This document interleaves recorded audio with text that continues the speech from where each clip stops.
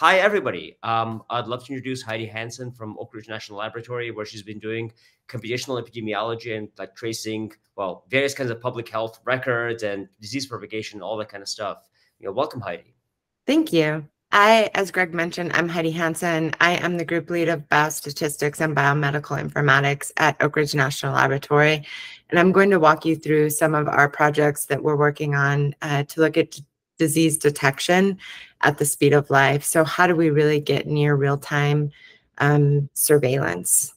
So just a quick acknowledgement to my funders. We are funded by the BRAVE initiative from the Advanced Scientific Computing Research Center at Oak Ridge National Laboratory, at the Department of Energy. We are also funded by UT Battelle and the National Cancer Institute DOE collaboration under the Cancer Moonshot Initiative. So just to orient you, I'm going to walk you through what my vision is and what I'm really trying to work toward over the next 5 to 10 years. And I have this vision of near real-time analytics at scale. And I think this is important not only for population health, but for data-driven clinical decision-making tools. We generally try to parse them into two different ideas: population health, what needs to be done there, clinical decision-making tools, what needs to be done there. And I think if we design tools that benefit both, we're going to end up with something that's much better in the end, and something that will allow us to actually survey population health in near real time, something that I think everybody appreciates after the COVID pandemic. So in order to do this, there are a lot of complicated pieces that need to come together, which is why I think it's something that we should be focusing on, and something that is really important to help the health security of the nation, as well as just individual health overall. So I'm going to walk you through a few projects that we have. One of them I mentioned before, the Mosaic project. It's a joint project with National Cancer Institute and DOE, and how we are doing, and how that project set the foundation for the work that we are doing. And then I'm going to walk you through a second project that I also mentioned before, our biopreparedness project, which is really allowing us to explore this idea and vision more, and hopefully getting us closer to where I would like to be in the next 5 to 10 years. So as I mentioned before, we are part of the Mosaic project. I am one of the principal investigators of that project, and Dr. Lynn Pemberthy is my other the co-principal investigator that leads this project with me. We are a very good team. We have team science in spades. So we are working with people from the Department of Energy and the National Cancer Institute for modeling outcomes using surveillance data and scalable artificial intelligence for cancer, or Mosaic. So this project actually started in 2017, and it was a project that was conceptualized by Dr. Gina Taurasi and Lynn Pemberthy, and they started this project as pilot 3 of a larger initiative between NCI and DOE. So pilot 3 has since transitioned to the Mosaic project, which you see on the upper right-hand corner of the slide. There are 3 other active projects within this collaboration: Admiral, Improve, and Atom. And Candle and MODAC served as the infrastructure. So over the years, this has gone through a bit of an evolution, but it's something that is still supported by NCI and DOE and part of the Cancer Moonshot Initiative. So that you know a little bit more about surveillance, epidemiology, and results registries, or the registries that are used to basically collect information about cancer in the United States, I'm going to walk you through just a couple points here. So SEER registries, which is for short, collect over 850,000 diagnoses of cancer annually across a set of, depending on how you count, 19 to 21 SEER registries across the US. And these registries, they follow very specific, stringent standards on data collection. They collect data across their entire catchment area. For many of them, it is a state. And then that data is then processed and handed to a centralized cancer repository and that allows us to create our cancer statistics over time. So why is this important? It allows us to actually see what is the state of cancer within the United States at any point in time. And there are changes in incidence, morbidity, and mortality across time. And having this population pool of registries allows us to really interrogate what is going on with cancer and how we may be able to prevent it or treat it better in the future. But on average, because there is this decentralized collection of data, processing of data where data is manually annotated by registrars, and then pooling of data in a centralized repository, there's on average a 2-year lag in national cancer reporting. So what that means is I don't know how incidence might be increasing over time until 2 years after it has already happened. This is important for things like colon cancer incidence, which has been increasing over the past few years, especially in younger populations, as well as bone and soft tissue cancers, which are also increasing. So what we have been working with the Mosaic project to do is to start to be able to bring that to something that is closer to real time. And so the Mosaic challenge is, how do we use AI to bring cancer surveillance to near real time? And we are utilizing compute at the DOE, Oak Ridge National Laboratory, and data from the National Cancer Institute's SEER registries in order to make that happen.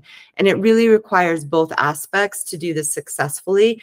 As I mentioned before, the NCI has very well curated data, which allows us to build systems that are as accurate as they possibly can and can account for information from pathology reports or clinic-specific text. And then the compute is obviously needed for us to be able to train some of these models.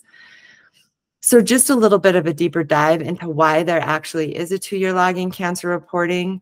More than 90% of all cancers are histologically confirmed. So what this means is a pathologist sits at a microscope and they are looking at slides of the cancer tumor and then describing it in a pathology report. And these pathology reports can reach upwards of 10,000 words per report, and they're giving detailed information about the tumor itself. And this information, the text used in these reports is very specific to the cancer itself and to this type of speak. And so using general sorts of models to extract information from pathology reports is not always successful.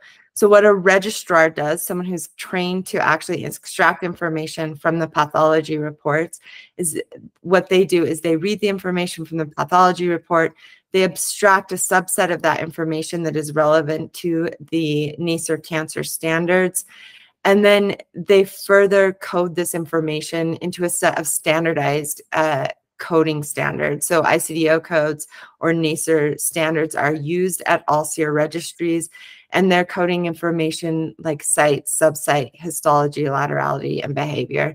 So essentially, they're distilling the information from that pathology report into a set of tabular records that can be harmonized across registries. What we have done with Mosaic over the past few years is we have really focused on building workflows that allow this to happen automatically. So we have a set of different systems where we are first doing portable data engineering. So we take information from many different data types, XML, HL7, CSV. We can ingest that information, place it into our database, and then we have a separate package, BARDI, which is for NLP pre-processing, which essentially picks up that information from the SQL databases, pre-processes it depending on what the task is or what the need is of the analyst, and gets it AI ready for then our downstream NLP extraction algorithms. What we have currently implemented in production at the SEER registries is a hierarchical self-attention model, and that model has been trained to extract information about malignancy, phenotype classifications, pediatric cancers. There's a separate model for report type.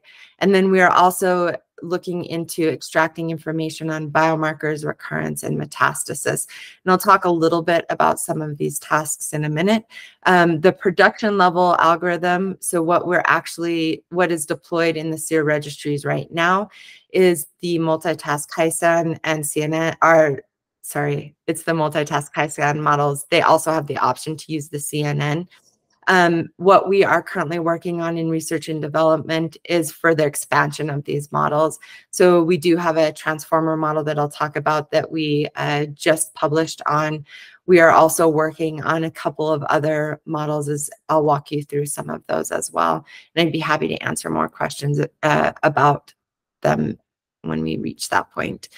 So as I mentioned, you already dove into all the ML stuff, so it's sounding like a lot of the data is truly available. Like the database challenges are largely solved. Is that fair?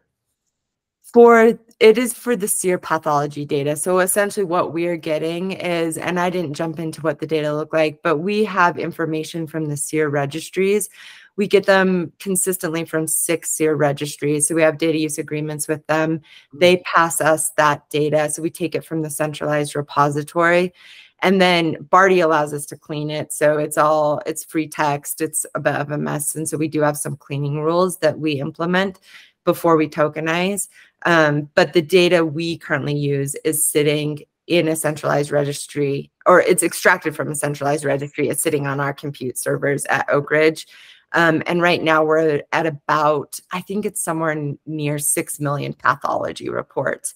So the benefit of SEER is that we get way more data than you would get from a single institution. We have it from multiple institutions, and we do have it sitting in a database right now. And you have pathology reports, but it sounds like not like the actual slides they use, not the like input data for the pathology. Yeah, so we actually do, and I didn't point that out in the talk that we're giving today, but we have a smaller pilot project where we are doing the imaging analysis as well. So for a subset of these pathology reports, they're specific to childhood cancer. We do have the actual pathological images, and we're working on some algorithms for that as well. So I didn't point it out in this talk today, but we do have a subset of that information, and we are working on algorithms for that as well. Excellent. That's very promising. Thanks. Yeah. And feel free to interrupt me at any point in time. I can't see you all, so just speak up. I don't mind it at all. Yeah, perfect. Thank you. So I kind of went through the basics of Barty. It's our workflow for pre-processing text. We can tokenize in many different ways, and it's how we get things AI ready. So we are really focused on doing things in a standardized way, in a way that is flexible and modular, so that we can take any task, prepare our data in a certain way, and then extract the information that we need from the reports. And then, as I mentioned, Fresco, I don't know if I mentioned the exact name, but Fresco is actually our workflows for extracting information from the pathology records. We currently have a hierarchical self-attention network deployed. So this is in production, and I'll talk a little bit more about what that means. And then we are also doing it at case level context. So what actually happens with the cancer reports is they don't get a single cancer report per patient. Generally, you're getting a few of them. Sometimes you get a lot of them per cancer diagnosis. And so what the case level context does is, rather than just trying to extract information from a single report, we put that in context of all of the reports for the case, which allows us to determine what the phenotype information is in a much more accurate way. We actually saw quite a bit of boost in accuracy when we rolled the case level context algorithm out. So these two models are your pre-transformer models. They do quite well. The nice thing to point out is they're computationally less expensive than a transformer model. And in a minute, I'll give you a couple of comparisons about what we're saying. But for folks that are under resource constraints, they aren't going to be able to train their own transformer with pathology reports. This is a nice alternative. And we have been working with other groups to implement Fresco outside of our SEER pathology reports. So what this means is we actually are deployed in the SEER, our algorithms are deployed in the SEER registries. So since August of 2021 was the first pilot sort of study where they tested how well we are able to auto code information relative to the registrars, so that it is a small rollout. And now it is actually part of any new installment of what's called the data management system, which is installed at all SEER registries when they are for the registrars to code information about the cancers. So we have set a very stringent level of accuracy that for auto coding. So if we basically have built in with into our HiSAN what's called a deep abstention classifier. And what that does is it allows us to learn where there's noisy data or where we should abstain at the same time that we are learning how to classify the data. So this abstention is baked into our model, and our model's learning where our labels may not be as accurate as we would like them. And the model's actually predicting that we should abstain on those records. So what we do is we set the abstention threshold at 90, it's a 97% accuracy. So anything that falls below that threshold, the model abstains on. And then what the registrar sees are the top 5 predictions that the model says are possible for that specific report. And it then becomes basically a clinical decision or registrar decision support mechanism where they see, okay, here are the 5 possible sites. I'm going to pick the one that is accurate. Anecdotally, and I don't have quantitative evidence to show this, what they tell us is generally the site that it selects is correct. But because we set that very high threshold, they still have to review the records. So even with that very high threshold set, we're still auto-coding upwards of 27% of the records, or about 230,000 of the reports, which is a huge cost saving for people. But in addition to the cost saving, it also allows for near real-time extraction of information. So that, again, what we're going toward is trying to close that 2-year gap that currently exists. The nice thing about this is, again, I'm reporting the things that we are very stringent on, that 97% accuracy threshold, and then also being very accurate on subsite and histology, which are very difficult to predict because of the number of classes. What you can do if you want to just to do a quick search or a quick look into what's happening on the ground is predict something that's a higher classification. So if you you can roll site and histologies into broader categories, and they're the SEER. Oh, I forget the exact name for them, but they're the SEER basically subcategories, and you can get that information. We predict basically at somewhere around the 90th percentile in terms of accuracy when we go from these very detailed information categories to something more general, which is generally okay for getting information on the ground in near real time. So this is all working currently now in your SEER registries and currently helping us get to near real time cancer statistics. I also mentioned that the HiSAN is nice because it is something that folks can easily pick up and run on their own data. We have a couple of partners at the VA who I've worked with on several studies, and a few months, it may have been about a year ago now, we basically gave them the code for both the HiSAN and pre-processing of the data.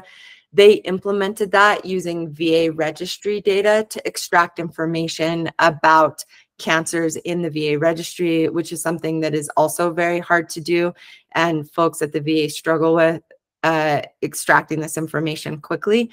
So they were able to take the code bases that we provided to them and train their own model using their own data. Because of PHI reasons, we can't share the trained model with them, but they were able to pick it up, use their own electronic health and pathology report data, train a model, and then they were able to test it in out of distribution data. And as you can see, the model did very well with their subset of data too. So the benefit of the HiSAN is because it is computationally accessible, people can train their own models and predict their own cancer outcomes using it. So this is our success story, and this is basically the foundation for building the research that we will continue to build over the next 3 to 5 years. But there's still some very big prevailing challenges to actually achieving my vision of near real-time disease surveillance. And I'm going to walk you through some of those challenges, some of the thoughts that we have about them and what we're trying to do to solve those challenges, and then walk you through where we see things going in the future. So for prevailing challenges to achieving this, there are computational limitations. We're lucky enough to be sitting at Oak Ridge National Laboratory where we have access to very large compute, but that generally has hindered development of population health research tools. There's also a ton of data complexity and noise in healthcare data. It's the hottest mess of data. And not only is there data complexity, but there are regulatory hurdles that prevent the pulling of data across healthcare institutions in the US. So we end up with all of these data silos that are heterogeneous, and it becomes a very big task to be able to solve that issue. And then important to healthcare are social and environmental determinants of health. And the integration of these diverse types of data is also a difficult challenge in this space, but one that, if accomplished or if we can solve, will really help us understand how health evolves within societies and what factors might be contributing to health risks. And then there's also the team science challenge, which seems easy to solve, but generally leads to some interesting sorts of challenges. I think we have done a great job at Oak Ridge and with our partnerships in solving some of this, but I am just going to raise that as one challenge that we need to work on as a field in general. So challenge number one, I think if you focus on the statistic I've put on the right-hand side of this slide, it's one that is interesting to mull over. So hospitals produce 50 petabytes of data in a year. 97% of that data goes unused. So if we are thinking about where there is a huge potential for gaining knowledge, this is one of those spaces. And I think that this underutilization of data is something that hopefully will change over the next 5 to 10 years. So as I mentioned before, we sit at Oak Ridge, so we have had the privilege of using the DOE leadership computing facilities across the years of the project, and this has definitely been a benefit to our project.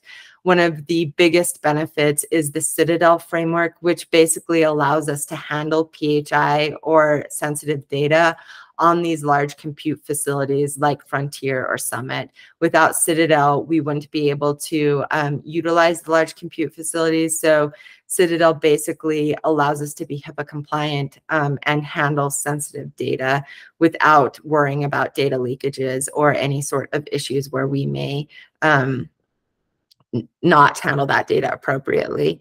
So this has been something great for us, but as we are thinking forward, we're also really thinking about how we identify where different types of algorithms should be used, when we should be thinking about being efficient with our compute. And we've been thinking a lot about that. When are smaller models more appropriate? And I think that there are times when that is true. So as a field, we should be thinking about not only bigger is better, but when are we using the right models for the right question? And sometimes smaller is better. So question actually. Sorry, go ahead. So I think I understand what you mean by compute limitations, because it's HIPAA compute, not generic compute. So yeah. you're talking about having like on-site, on-device kind of models, because their HIPAA is less of an issue. Yeah, we're very much in the silo world. So everything we're thinking about is cross-silo, big data centers, and how do we make big data centers talk to each other? And then how do we compute data coming from a big data center? Getting into the adding heterogeneity for different devices as well gets interesting. It's not been something that we've been thinking a lot about, but I think it's something that would be amazing to kind of build into what we're doing. And then is it just that the data center has to be like kind of HIPAA compliant, or is it more that the types of analyses you do, some of them are leaky and some of them are secure? It's both. So you need the data center and wherever you're doing the compute to be HIPAA compliant, which generally means you're air gapped, which leads to its own sort of fun issues with it, in terms of like making sure software is up to date, et cetera. So that needs to be considered. But then if I'm going to talk a little bit about federated learning going forward, and then also sharing of models. And you need to be very aware of what's happening there as well. So even though, you know, I'm sure folks know on the call, but those gradients you're able to attack the gradients. They are not completely secure. And there are different types of attacks that you can use to regenerate the data from gradients or regenerate data from shared models. And so it's not only the compute and development of the models that needs to be secure, but it's the sharing of the model that needs to be secure as well, and making sure that you are either completely removing all personal identifiable information from your model when it's trained, or that you are sharing it in a way that there's no way to actually, for an outside entity to get that information if they have not been approved. So there are huge legal. When you mentioned air gap, it made me think like Google Cloud. Do they have HIPAA? And I think they must not have an air gap physically, but they are mostly HIPAA compliant for the core systems. But it's everything you're describing right now, that the algorithms have to actually preserve privacy, and by default they do not. Yeah, by default they do not. And even some of there are certain algorithms out there that folks are using for anonymizing data and trying to get their data to be completely anonymized. And I will tell you, from us peeking under the hood about what's going on there, even those algorithms aren't working as well as folks would hope, especially when you're thinking about masking information that is from folks that have rare last names, different minorities. It's really good at the common information kind of masking. Those algorithms generally aren't as good when you get into smaller classes, essentially. So let me ask you this, and tell me if I'm taking up too much time. It No, you're seems fine.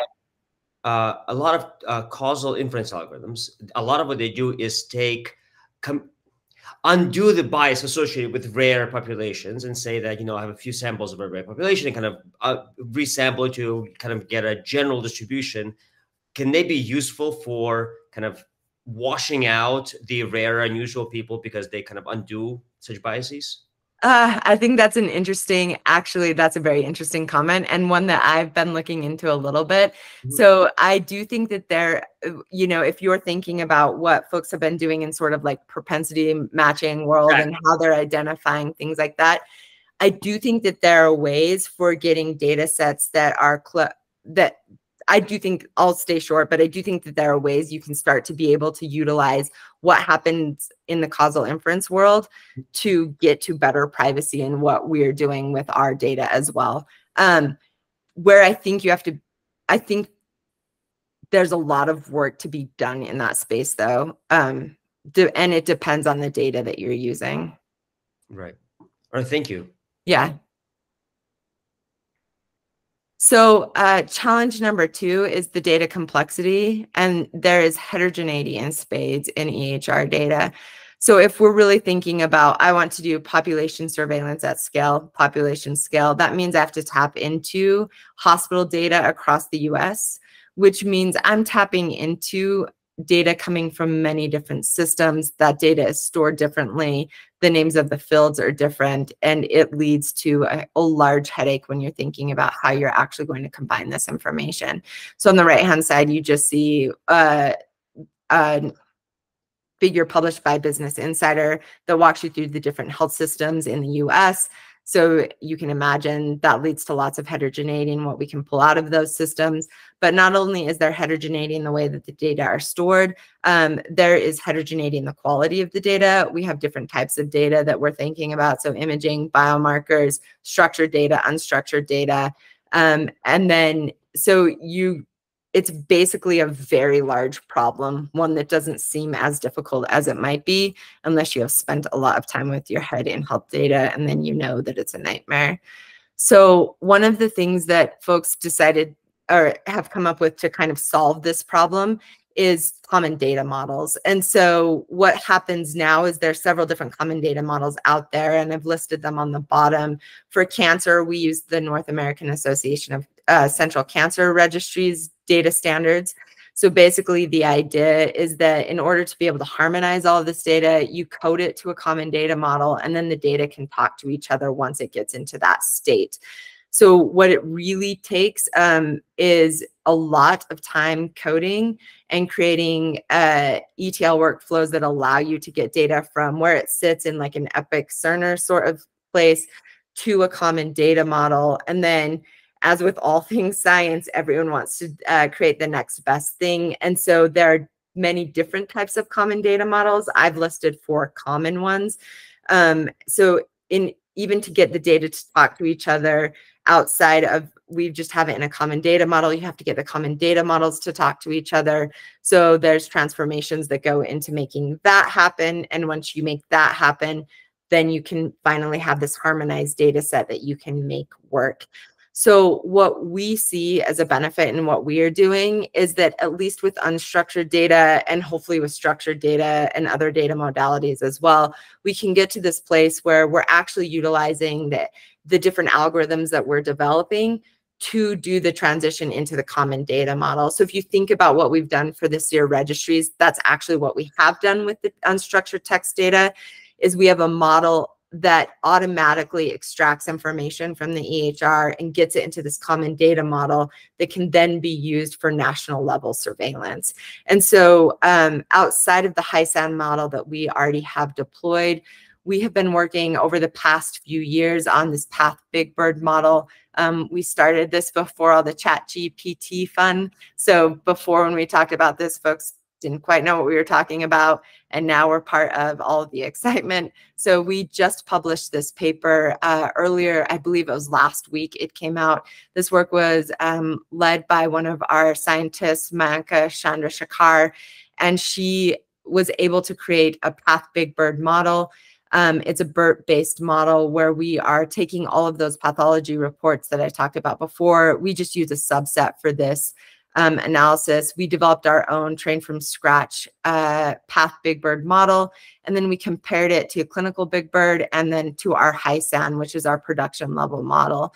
And there are a couple of important points. Number one, being able to train the Path Big Bird model on our own data was beneficial for the harder to predict tasks. So if you look at the pathology reports, there's very specific very specific language in them. And so being able to train this model on our own corpus of data was beneficial for things like histology and subsite, where there are lots of classifications and it's hard to predict those classifications. So we saw a bit of a boost in accuracy, especially in the macro, which is very good for us when we had our own trained from scratch model. But another point to take away is that the HISAN was better than clinical Big Bird in some of the tasks. So histology, like I mentioned, it's a smaller model, so more accessible to folks to train on their own data. For some of the more general tasks like just site or laterality, we see that the clinical Big Bird does do better than our model, but it's because they're more general. So the main takeaway here is easy to predict tasks when you use a model that's been trained on general medical text. Those models do great if you do the fine tuning using that model. When you need to get to more specific things like we generally do for histology subsite, using a model trained on our own corpus actually performed better. But then the third takeaway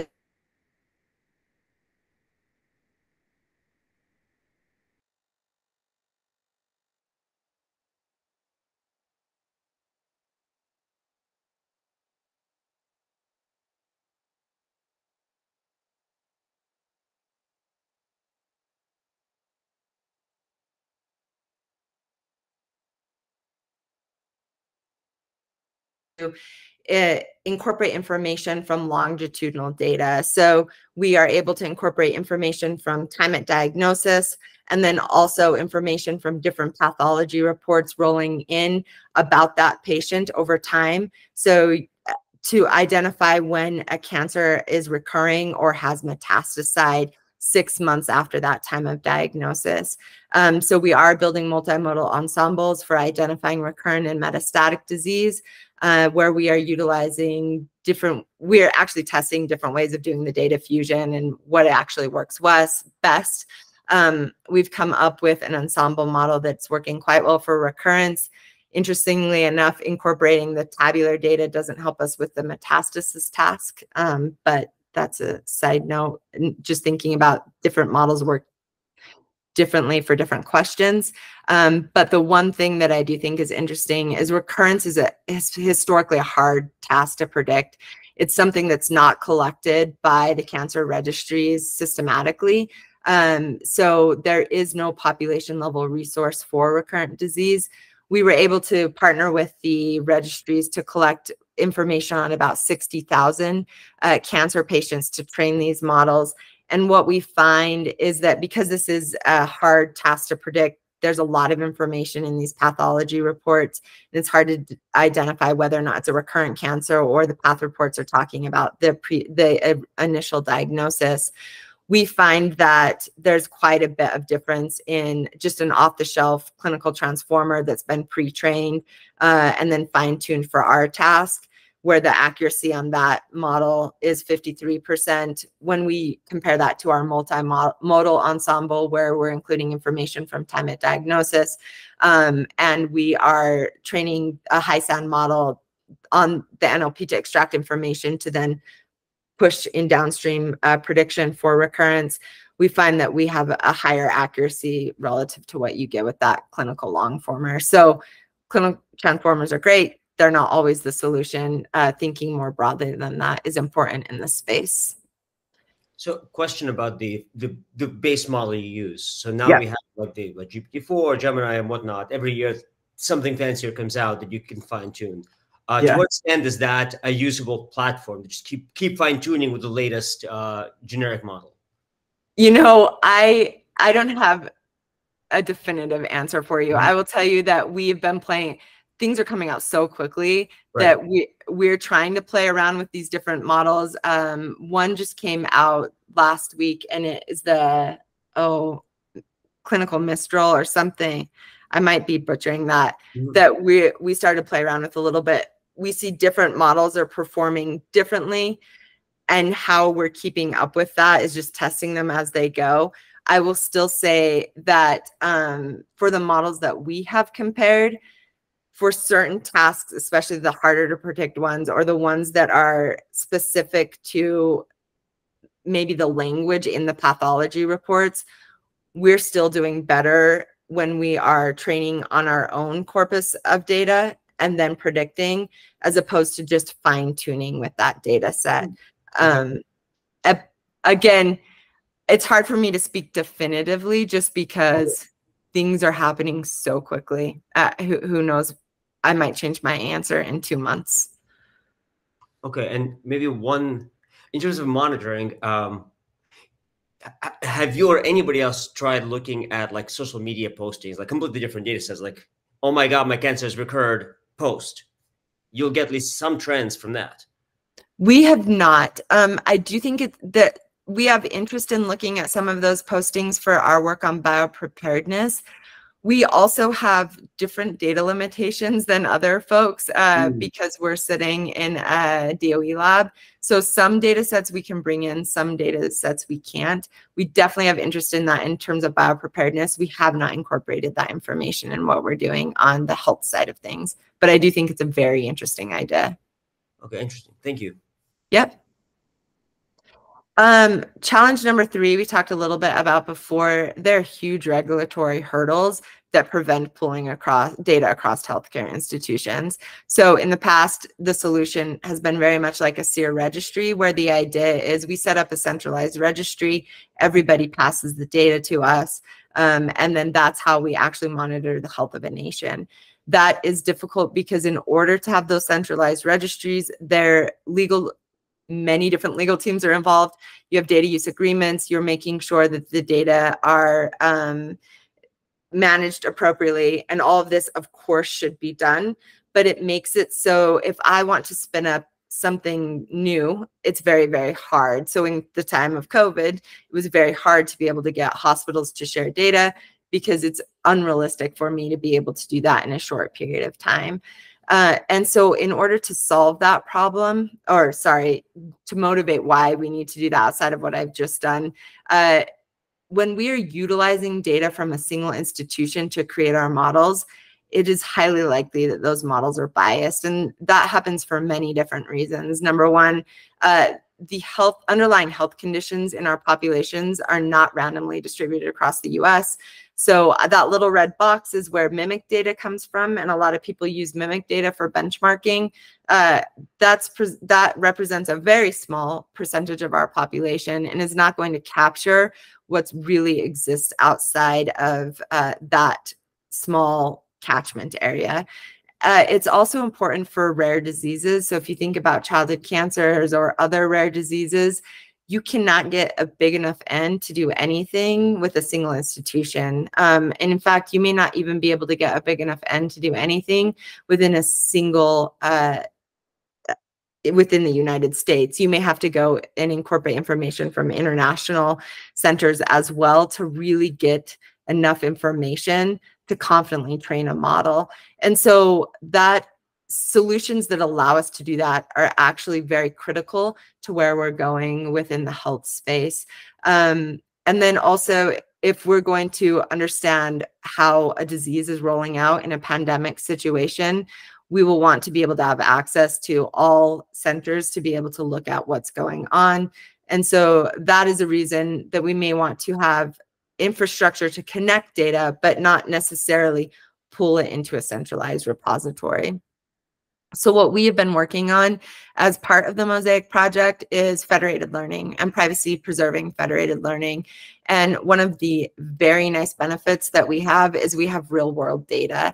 So lots of folks are doing lots of proof of concepts with this. And when you're working with highly curated data from a single center that you're splitting apart, you can get really cool results with federated learning. And you don't get this type of privacy accuracy trade-off that you might get in real world data.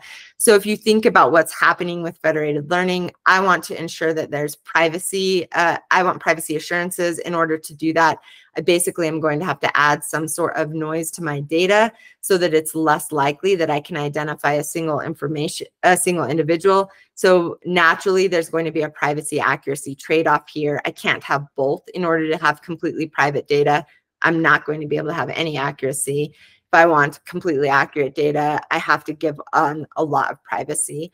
And so when you're using proof of concept data, not real world data, you can get pretty good results with this, and it's very, very exciting. What we see is when we're using real world data, we're splitting data as it actually sits in the different registries. This becomes a much more difficult problem because of the data heterogeneity, because of the messiness that actually exists in unstructured text.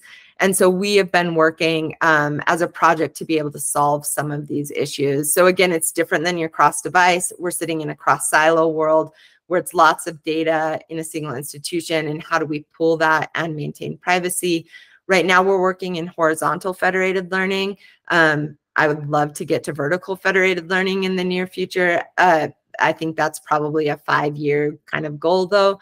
And then in addition to that, you have to have some sort of cooperative agreement between institutions and participants.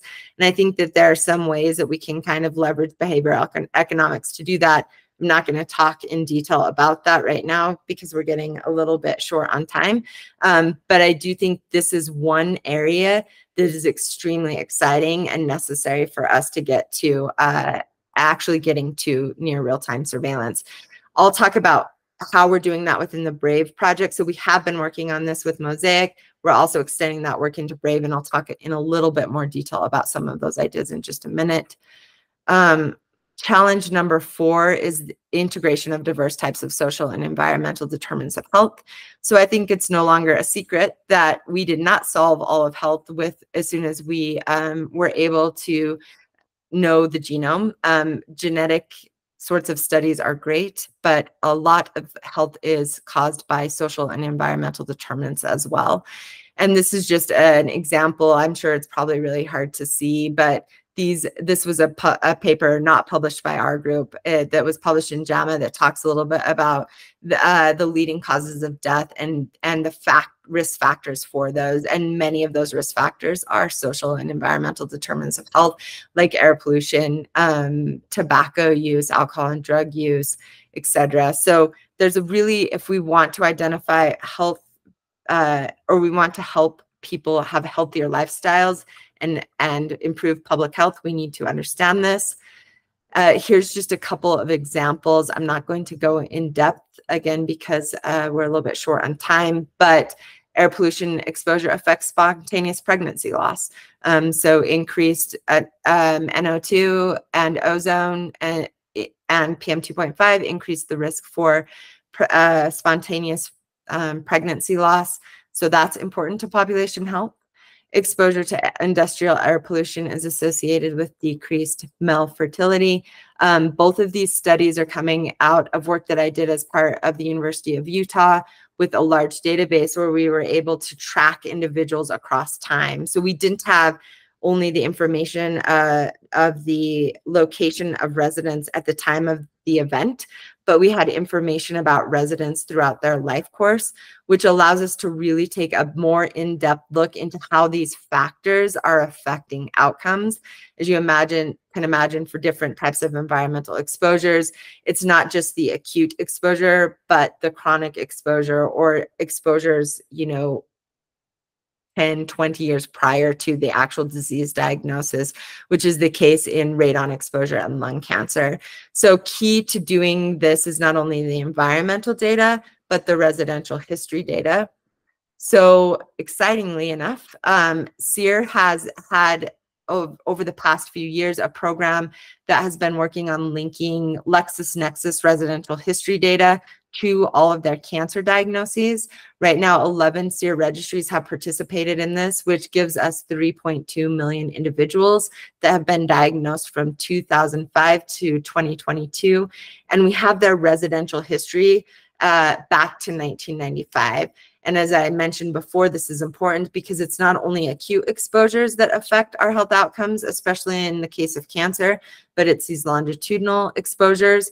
So being able to see where an individual has lived over their life course and then linking different environmental exposures to them, I think is a very important research direction going forward. We are currently working with SEER to link RSE microdata, so that's source pollution from different factories, et cetera, to their residential histories, indoor radon exposure. And we're currently in the process of developing better models for predicting indoor radon exposure at the household level.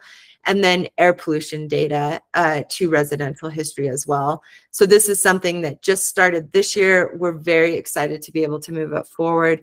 The SEER registries are providing the residential history data for us and allow us to be able to do this. I'm going to talk about efforts that we have to create a more comprehensive look at the environment, social and external environment outside of just these three sources with part of our Ehrlich project. I'm going to skim over some of this because I have covered a bit of it in my previous overview of the project. So if you want me to dive deeper into anything, just interrupt me and I can. But for now, I'm going to give you the quick overview. So we have a project that was just funded about 6 months ago. It is the Ehrlich project. And we are working on surveillance for biopreparedness and incorporating this information into agent-based models. So this is a project led by me. And then we also have Dr. John Gownley as the technical lead and program manager Shalane Kurd. And it's really this team effort with that allows us to do the work that we are doing. So what our goal is at the end of this 3-year project is to be able to come up with advanced epidemiological modeling capabilities for near real disease time surveillance. So the epidemiological modeling is going to be done with agent-based modeling, but what we're really setting up is this modular sort of approach. So our end goal is we have this agent-based model that can be used in many different scenarios for scenario forecasting, but able to allow that, we really need to have these separate modules that can be used to extract information about what's going on in near real time and be used to parameterize the agent-based models, and in some cases be used for basically the uncertainty quantification as well. So the agent-based model is what we're working toward, but in order to get us where we need to be for this near real-time surveillance or incorporating information from near real-time data, we have several modules that we're building out. I'm going to talk about two of them. One is expansion of what we've been doing with Fresco for Mosaic. The second one is the SHARE database, which is our centralized health and environmental repository. So if it's not obvious, when we are doing all of the things that we are doing within our projects, we are very much keeping an eye toward the engineering part of it. And that's part of the science to us as well. So how can we actually make this something that can be deployed in the real world and be meaningful? So we have the Fresco package that I kind of talked about before, and we are doing this portable data engineering. We have packages for NLP pre-processing. But the reason that we've set that all up the way that it is set up right now is our vision is to be able to get it to a place where each data silo can pre-process the data the same way that we are doing. So then we can collaboratively train large language models to predict these common data elements. So we're really trying to shift compute closer to the source. And as you can imagine, all of our sources aren't going to have access to the large compute that we do. So we're trying to think of ways that we can get something close to the source, something that's collaborative and can be used across many different heterogeneous systems. And so that's part of what the Fresco work is. That's part of what we're doing on this Fresco side of things. The key component here is the differentially private federated learning. And there are huge challenges still associated with this, but this is something that we are very much working on now and hope to solve so that we can get to interoperable systems for AI at scale. Part of what we're doing is not only just utilizing what we can get off the shelf, but thinking of ways that we can make that even better, or thinking of ways of making our own architectures better. One of the ways that we're doing that is we're playing around with attention mechanisms and designing attention mechanisms in a way that we can basically plop that module onto whatever works best for us in that scenario. So it could be a CNN model, it could be an RNN model, it could be a clinical long former. But how do we improve attention mechanisms so that we have better accuracy on our overall models? One paper that is just going, it's accepted. It should be coming out within the next month in JBHI, talks about how we do a hierarchical training of the attention mechanisms to basically incorporate information that we know exists within the different coding hierarchies. So how do we make more intelligent models rather than just bigger models is something that we really focus on. For the centralized health and environmental repository, we are one of the big issues that exists for this space overall. So this is for all of the health and environment sorts of studies and spaces, is how do you actually create something where you can measure multiple environmental exposures at once? And you deal with these issues of spatial differences in measurement, temporal differences in measurement. And so what we're doing to help solve that problem is we're developing what's called the centralized health and environmental repository, where we're basically spatially indexing as many social and environmental determinants of health as we can. And then we're doing it in a way so that we have reproducible data and a fair approach. So we are currently working on how do we standardize the metadata? How do we ingest the data automatically? So we're using Prefect for that. And then how do we get data through a QC process and to basically having a production level data set? And how can we combine that data rapidly across many different measures? So this is basically what we're working toward, where I'm able to have a spatially indexed data set. I can pull information on PM 2.5, exposure, radon, exposure, smoke, soil, toxic releases, inventory data, and have a whole vector of exposures for a single individual across many points in time. So we can really start to take a holistic view at how the environment affects health. How are we doing this? We are doing it with Uber H hexagons, and that's the way that we're spatially indexing everything. I can talk more about that. I'm super short on time. I will tell you that the benefit of this is when we're thinking about PHI and not disclosing folks for privacy concerns, the very nice thing here is the hexes can be scaled up in rural areas and be scaled down in urban areas. So they're basically resized according to the population in that area so that we can maintain privacy. And the overall goal, as I mentioned before, is we're really trying to work to this production level data set where the collection and the QC follows standard processes, and then you have a set of data consumers that then can pull information about their patients from one standardized data set that has been spatially indexed. So where do I want to be in 2030? I really would like to achieve this goal of disease detection at the speed of life or near real-time disease surveillance at scale. And how I think that we can do that is, number one, federated learning is a big deal. But number two, as we're designing different algorithms and different things, we have a tendency to bucket ourselves as population health scientists or precision health scientists, and those two spaces don't speak a lot to each other. But I think, having lived in both worlds, that we can really develop dual purpose tools that are benefiting precision medicine, but also can be reused for population health. And if we think toward developing modular, flexible tools, then we're really going to be able to get to where we need to get to make data-driven decision support needs for human health. And I think that to me, at least, that's very, very important.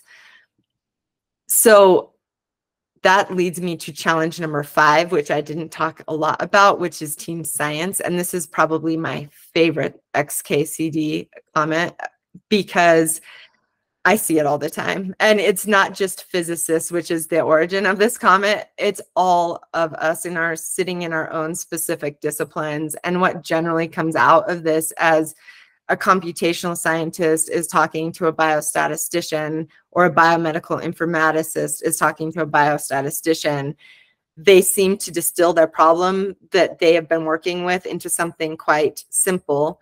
And during that conversation, what ends up happening is both parties think the other one is an idiot. And so it makes team science very, very difficult. But I think it's a challenge that we can overcome. And I think it's a challenge we must overcome in order to have innovation going forward. And because of that, I want to make sure I'm acknowledging the team members that are helping us do this, because this is certainly not my science, but it is a combination of all of our science. So for Mosaic, we have collaborations across different laboratories and with the National Cancer Institute. IMS is the data management system that does the centralization. And for Ehrlich, we have partners across different laboratories and universities as well. And I will stop there. I know I'm very close to time, but hopefully there are potentially questions. All right, well, excellent. Thank you very much. Are there any questions live in the call?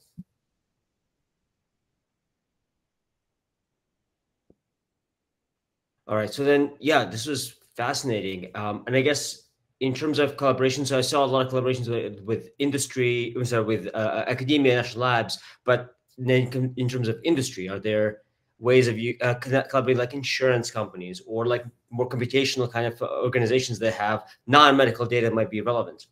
Yeah, 100%. So we're very interested in industry collaborations as well.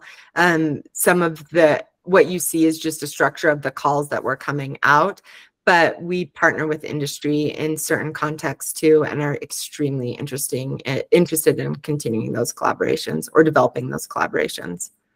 Oh, well, yeah, fantastic. Hopefully this will help promote those. Yeah, well, yes. Thank you for coming. This was excellent. Yeah, thank you very much. And I appreciate the opportunity to present to you, and happy to answer questions if other folks want to reach out.